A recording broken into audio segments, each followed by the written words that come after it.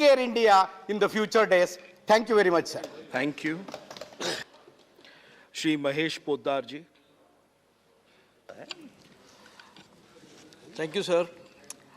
I'll rise to support the bill.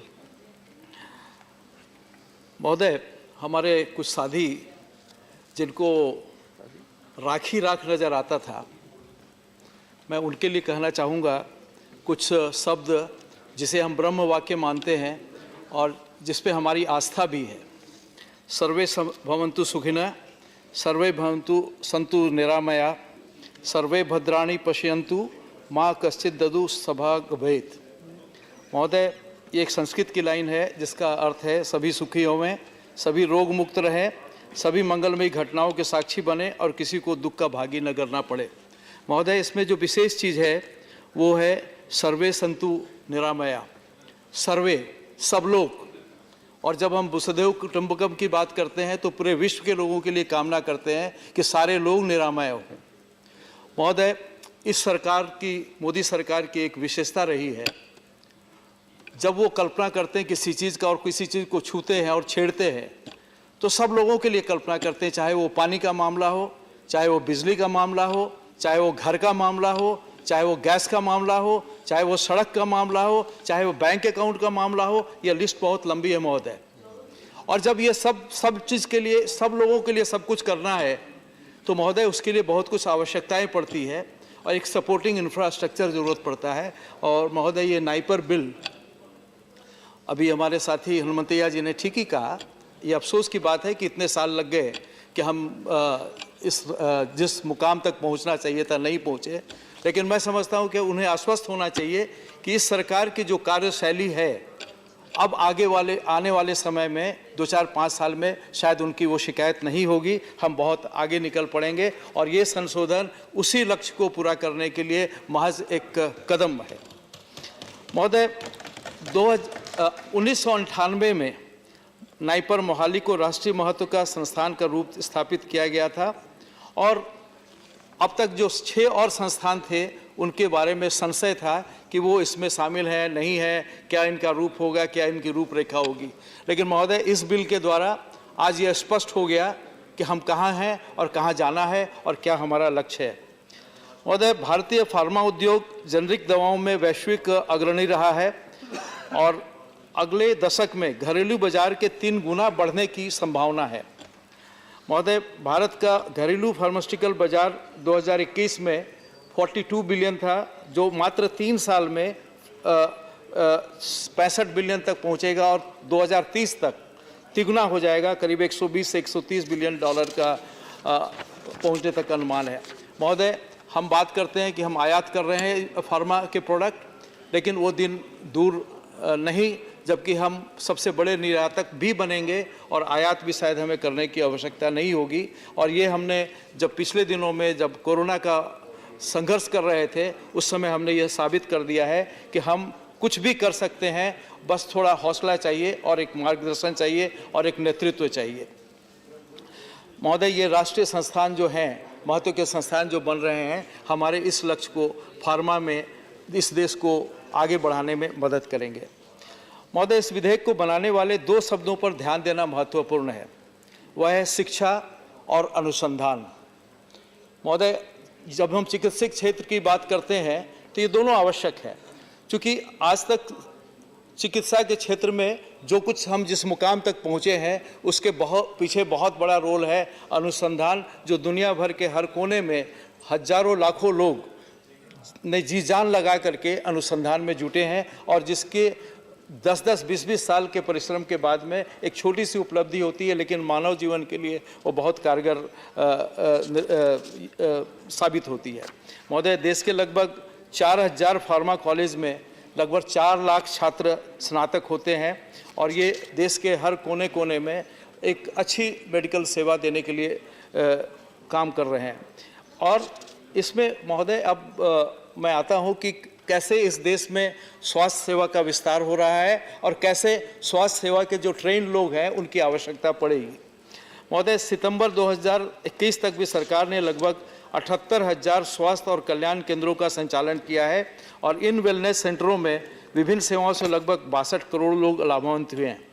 महोदय, आयुष्मान योजना हमारे झारखंड जैसे छोटे राज्य में जहां कुल 67 लाख परिवार हैं, हमारी जो पिछली भाजपा की सरकार थी उसने 57 लाख लोगों को आयुष्मान योजना की सुविधा प्रदान की। केवल 10 लाख परिवार छूटे जिनके भी देने की योजना थी, और मौका मिलेगा तो हम अवश्य देंगे, वहाँ का हर परिवार होगा। महोदय, ये हकीकत है हमारे यहाँ कि किसी भी छोटे से भी गांव में चले जाइए तो लोग आपको लाठी लेकर के कमर टूटी हुई बहुत लोग मिल जाएंगे। कारण है कि वो पेड़ पे चढ़ते हैं, गिर जाते हैं, उनके हाथ पैर टूटते हैं और वो उसका इलाज ऑपरेशन प्लास्टर नहीं करा पाते, उनके पास साधन नहीं है। महोदय, वो किसी तरह से लकड़ी का पटरी बांध करके अपना इलाज करते थे तो उनके अंग परमानेंटली डिफॉर्म होते थे। महोदय, आज ये स्थिति हो गई है, आयुष्मान योजना के तहत वो इलाज करा पा रहे हैं प्रॉपरली और उनका जीवन संवर रहा है। ये बहुत बड़ी बात है। महोदय, मन की बात में प्रधानमंत्री जी ने पिछले दिनों में 2 उदाहरण दिए थे, राजेश प्रजापति जी और सुखदेवी जी का। कैसे बताए? और ये हकीकत है कि पैसे की कमी के कारण लोग इलाज नहीं करा पाते, जो आज इलाज करा पाने में सक्षम है। और स्वाभाविक है महोदय, छोटे छोटे गांवों में भी डॉक्टर, क्लिनिक और फार्मेसी, इन चीज़ों का प्रसार हो रहा है और लोगों को उसका फ़ायदा मिल रहा है। स्वाभाविक है, इसके लिए हमें ट्रेन मैन पावर की आवश्यकता होगी और अच्छे ट्रेन मैन पावर की आवश्यकता होगी।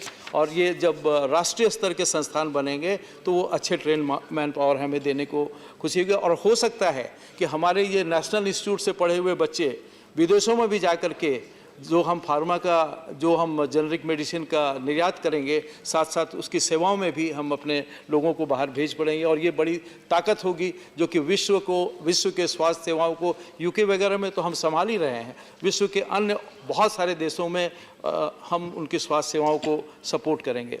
महोदय, जब इस सरकार की बात होती है तो एक शेर है बहुत फेमस कि कौन कहता है आसमान में सुराख नहीं होता, जरा जोर से पत्थर तो उछाल। तो महोदय, ये सरकार एक बार नहीं पत्थर उछाले जा रही है। देखें आप, एम्स 50, 60, 70 साल में कितने बने थे? आज 9 एम्स कार्यरत हैं और 22 में काम चल रहा है।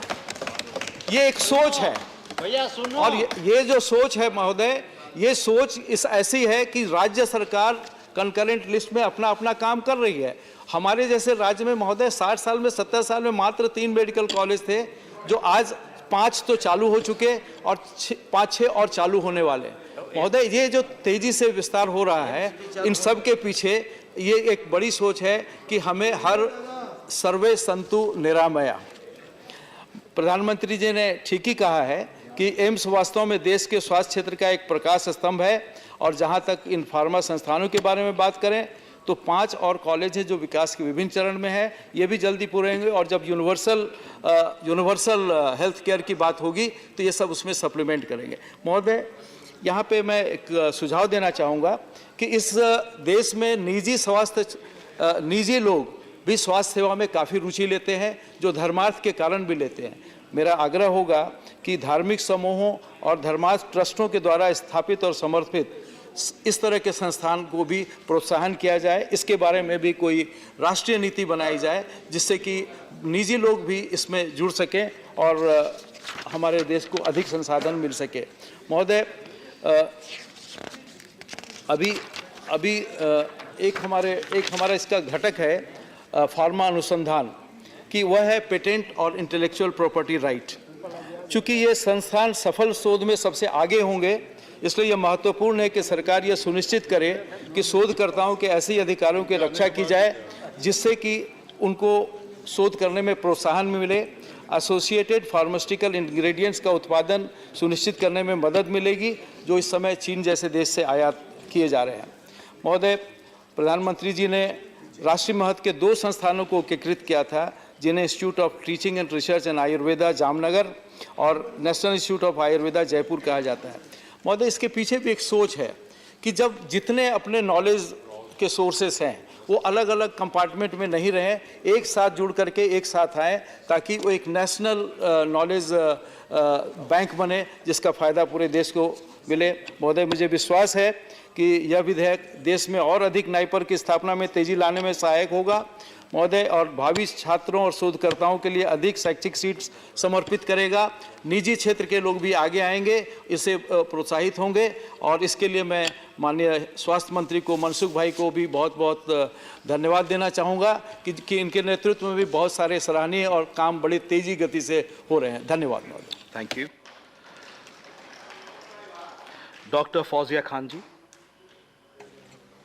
Thank you, Chairman, sir.